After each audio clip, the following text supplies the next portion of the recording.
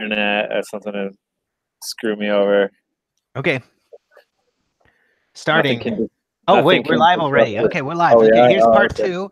Let me quick recap part one. So, Right. um, so you said that your journey, you went on a journey to learn what love is, and what you learned is that you don't know what love is. So, Yeah. I think that's pretty profound, because I think love is about accepting whatever comes at you and being able Yeah. to react to it um, creatively. And Yeah. that's actually, I should have mentioned that when you disconnected, I talked about some of my books, and I talked about reinforcement learning. So I think that you need to be able to use reinforcement learning with other Yeah. people. That's a powerful skill. That's a very powerful skill to have. Yeah. Yeah. And it's something that I don't think I've ever had much of in my life, to be honest.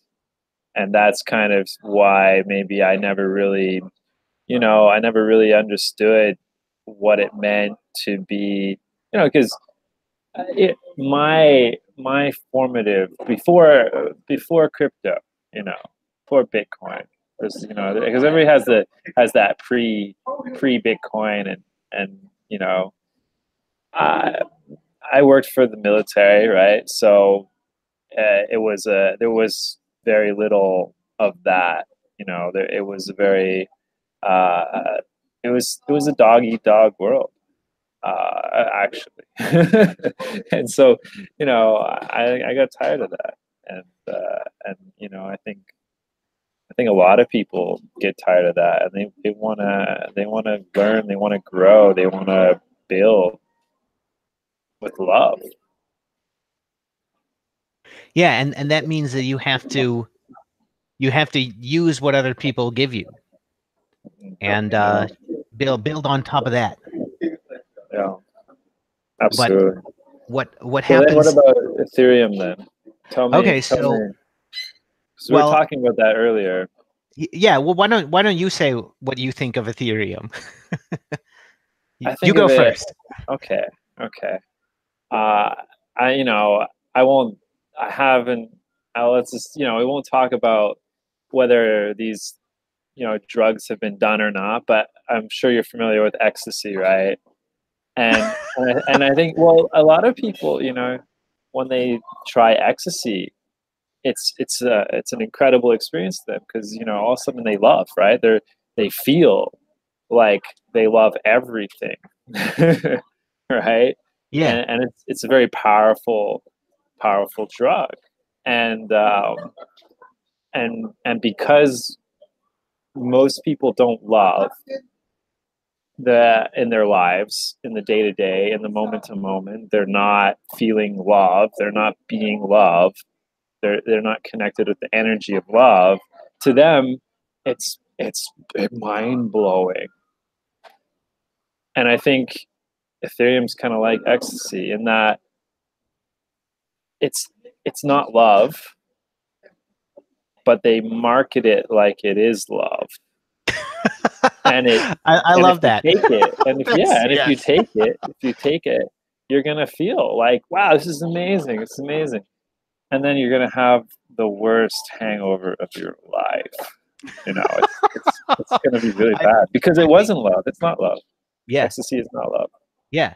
I mean, yeah. I think you're right. Yeah, and uh, so much about Ethereum is based on getting people excited about buzzwords and about um, uh, vague ideas about what Ethereum is capable of, without without Without with, delivering. yeah. I mean, without much thought into how convoluted Ethereum actually is, uh, and how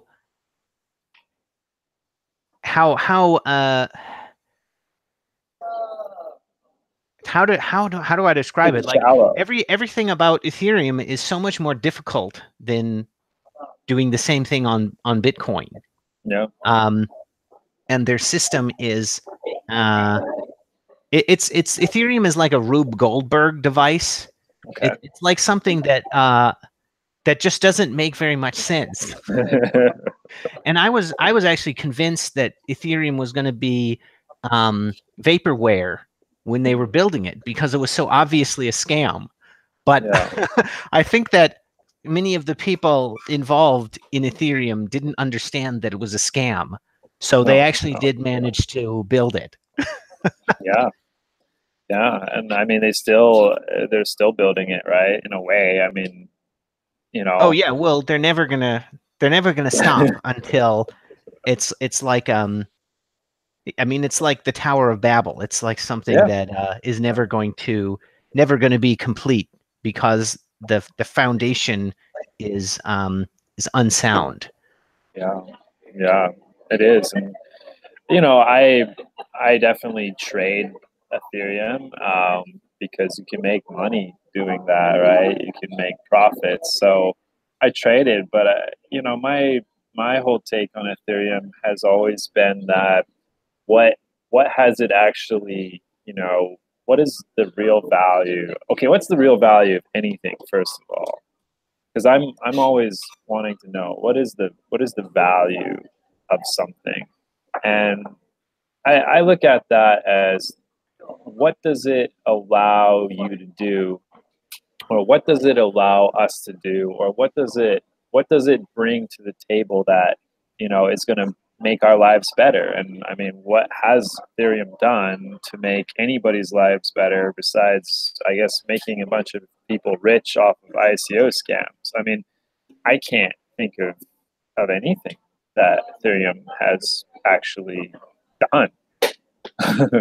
I don't think so. I mean, yeah. To me, the complexity of Ethereum is so great that it's unlikely that Well, it's just it's well, I just know much what it easier has to done. accomplish something on Bitcoin.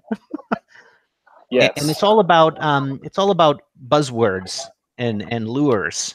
Those are the same I things. yeah, and you know we have to. I think we should give it to Ethereum. We should say that there was something, you know, because how did Ethereum come about, right? I mean, it came about because Core didn't want, um, you know, these features to be on BTC, right? That's essentially they wanted to build it on BTC from what I remember, and Yes. so they were basically said no, don't do that, right? You know, you're not allowed to, and that you know caused them to go off and create their own little fantasy. And I think it was good because you know experimentation is good. You know, I think we can all learn from what they've done, and that you know you can't you can. It's good to have these great you know these ideas, but you know it's also a good way to learn. You know, and maybe some of those things aren't so good, and be able to kind of reconsolidate. Yeah. Okay. Well, yeah. Let me respond to that because Ethereum is in many ways a harsher lesson for Bitcoiners uh than for Ethereum people, because if everybody had been able to experiment on Bitcoin, uh, that would have improved the value of Bitcoin. But Sure. instead, A what lot. happened with Ethereum is people broke off and they created their own competing system. And Yeah. they could have done everything with Ethereum on Bitcoin, but Yeah. the core devs didn't like that. That wasn't part of their vision. So they didn't like the creativity of Vitalik and his people. Yeah. Yeah. And So vanished off to do their own thing, and yeah, big it big loss. yeah, and I, you know, I think Vitalik's creativity is stupid, but I would much rather be accepting of it than Yep. Yeah, you than should throw him out, you know? exactly right because we don't want to isolate people. We don't want to banish people, right? Yeah. We want to be inclusive. Yeah. And if you are yeah, and it was so I don't know, it was just horrifying to me when I started seeing what was going on with the core hierarchy and just how much how far they would go to exclude anybody who didn't want to go along with their program, and Yes, also how much other people who were watching this were not able to see that this was a problem. So yeah, one of the things that I learned from that is it seems like nearly everyone in Bitcoin got in because of lures, not because they really did know what's valuable. sure. That's why we're in this situation now. Yeah. There was a lot of marketing going around that I think people are just making shit up, like buzzwords, and like it's yeah, here's the big one, and this is the one that I guess the hardline BTC maximalist. I was just talking to some CoinDesk researcher the other day, and he was asking about how how you can be a BTC maximalist and support the Lightning Network. I mean, because here's it's pretty obvious that what a huge percentage of BTC's resources, its energy, its developers are now focused on the Lightning Network, right? Yeah. And a plethora of altcoins also can use the Lightning Network. Yeah. So Yeah. it's just wasted resources on something that everybody else can use. It's not a very wise investment decision from the resource perspective.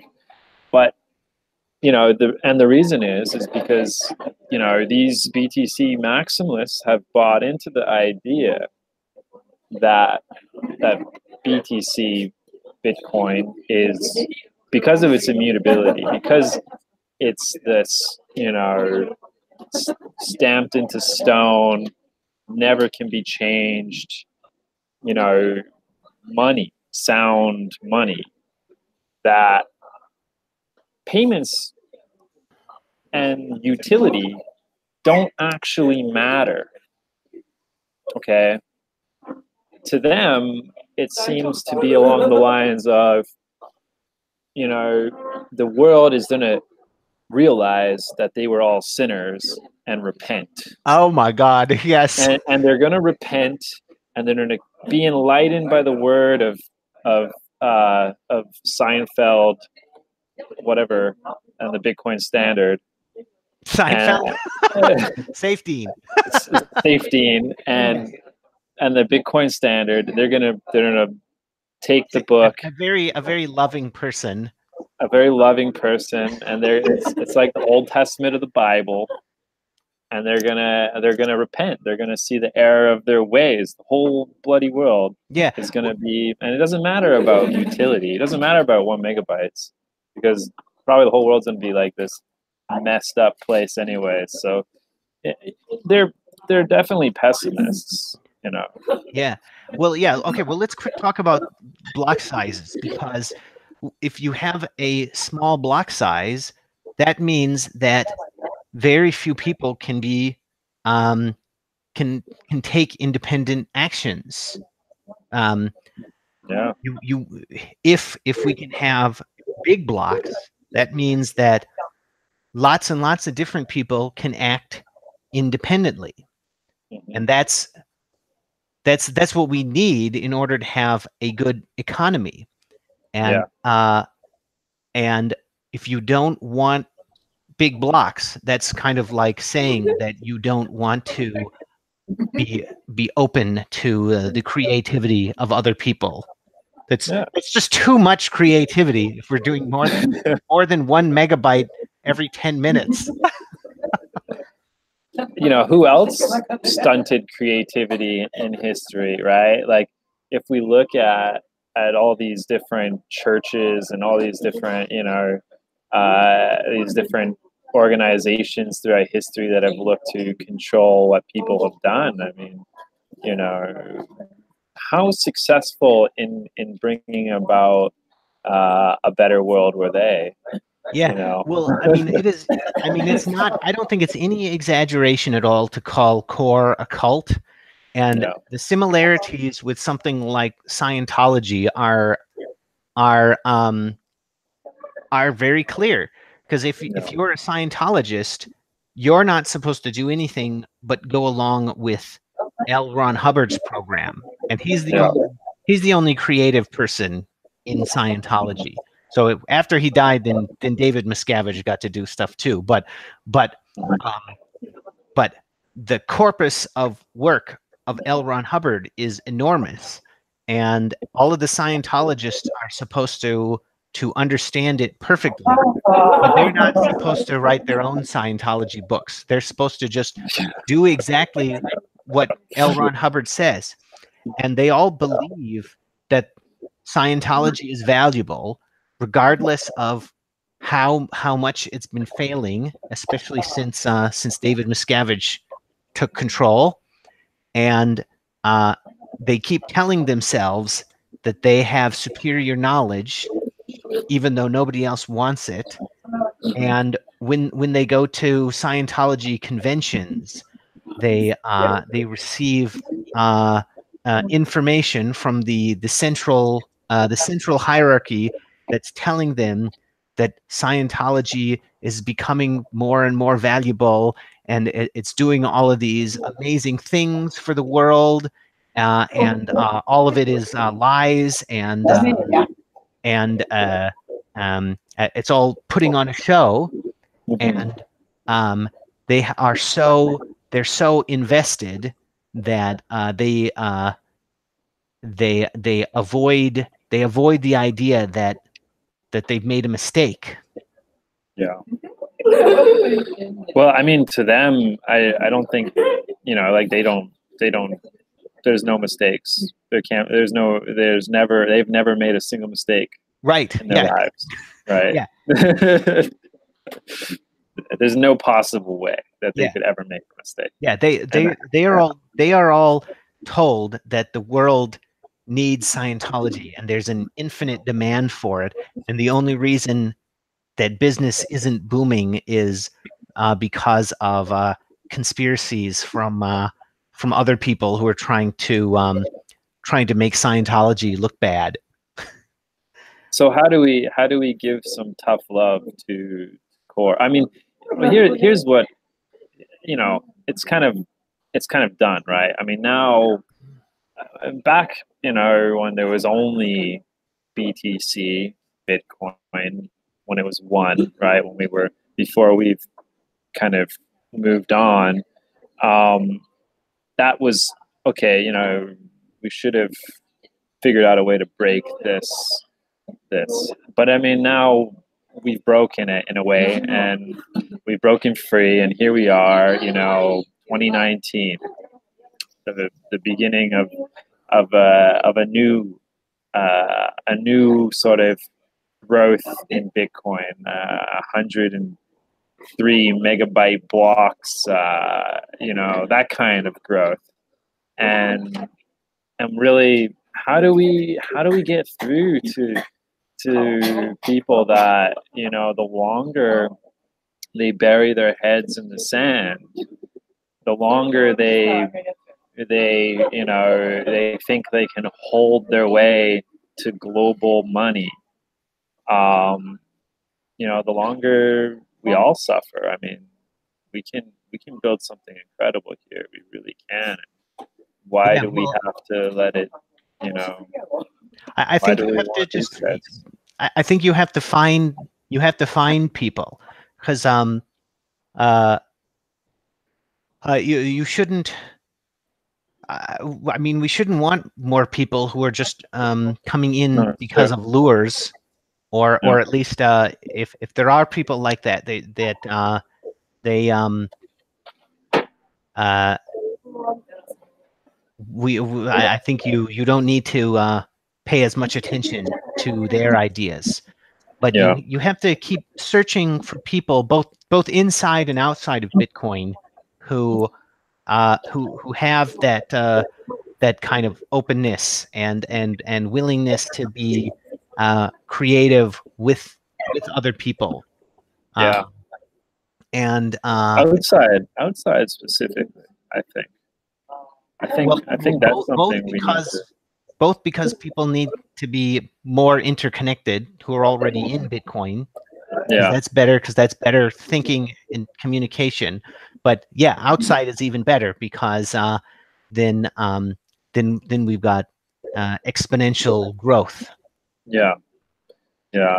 And that's what I think leadership is in a way, right? Like if we look at leadership as, there's two kind of thoughts, and one is like you tell people what to do and you get them to do it. And the other is, you go out and you do it. And Yeah. people kind of just see that and they go, wow, that's cool. I want to do that too. And that, that's a much more positive, much more loving form of leadership. And I think that's what Bitcoin SV is doing. Really, is it's going out there and saying, yeah, well, we can do things that you don't even think is possible. Yeah. And that's attractive. That's very attractive. So I'm going to well, do you have anything else? Because I'm kind of I think I'm kind of done with I think everything. we kind of shot everything else off before our live stream. Yeah, well, We had a good 15 minutes of like real strong, stuff there. well, But I just do gonna feel check.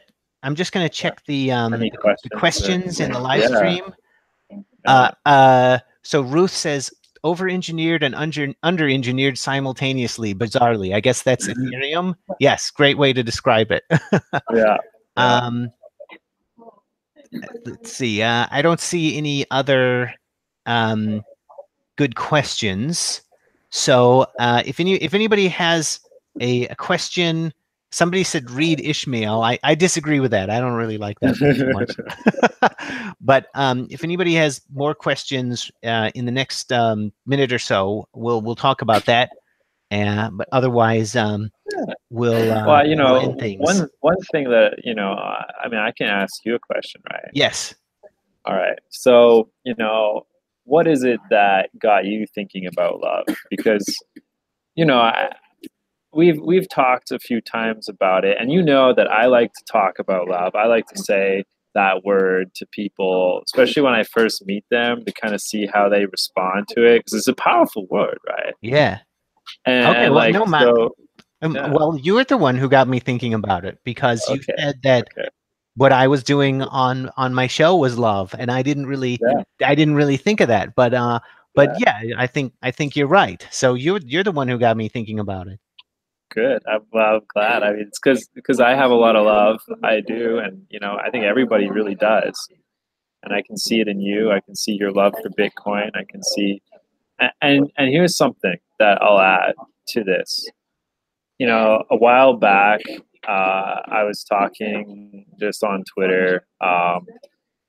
This was back when there was this feud between. Well, I mean, there's still a feud, but when the feud was like kind of, I guess, really heated between Roger and Craig, and I saw, and Craig had sent an email to Roger, and Roger put it out to the Twitter sphere, and I think I was worried because I was worried that you were. Wait, are you talking about the one where he said, "Welcome to bankruptcy"?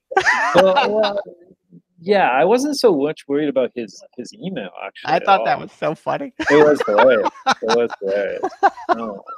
I was more worried that, like, there was this sort of beginning of like bloodlust, like kind of what we see in Core, where he was channeling Genghis Khan, and he said, I was talking to him, and he said, "Oh well, tell that to Genghis Khan, basically." Okay, wait a minute. I did about love. Wait. Check out my episode on Genghis Khan. Okay, I didn't even know you did. Protection.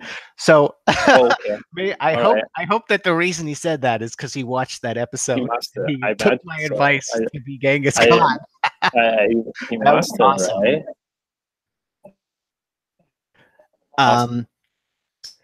So Austin Ayoti, I hope I pronounced that right. He said, "If you love a flower, don't pick it up. If you pick it up, it dies and it ceases to be what you love. So if you love a flower, let it be. Love is not about possession. Love is about appreciation." Yeah. Well, Genghis Khan had a lot of love. I mean, this is a man that I know it sounds crazy. It sounds absolutely crazy, but so there was this battle. Well, first of all, when Genghis Khan was, these cities, these different fortified cities and empires, would opportunity to surrender first. So he would go to them and say, you can surrender peacefully, and only when they surrender, then destroy them. Oh, okay. But well, your connection is I can't hear what you're saying anymore. So okay. That's an unfortunate. I disagree that that Genghis Khan maybe he had love, but he also had he also was capable of murdering lots of people. So I'm not sure he is the best role model, but he is if you want to be if you want to get rid of all the altcoins. But that came closest, and so they came very close to killing Genghis Khan, and they almost killed him. And Genghis Khan then said, "Well, he asked at the end of the battle, who was it that shot this arrow?" And the guy stood up,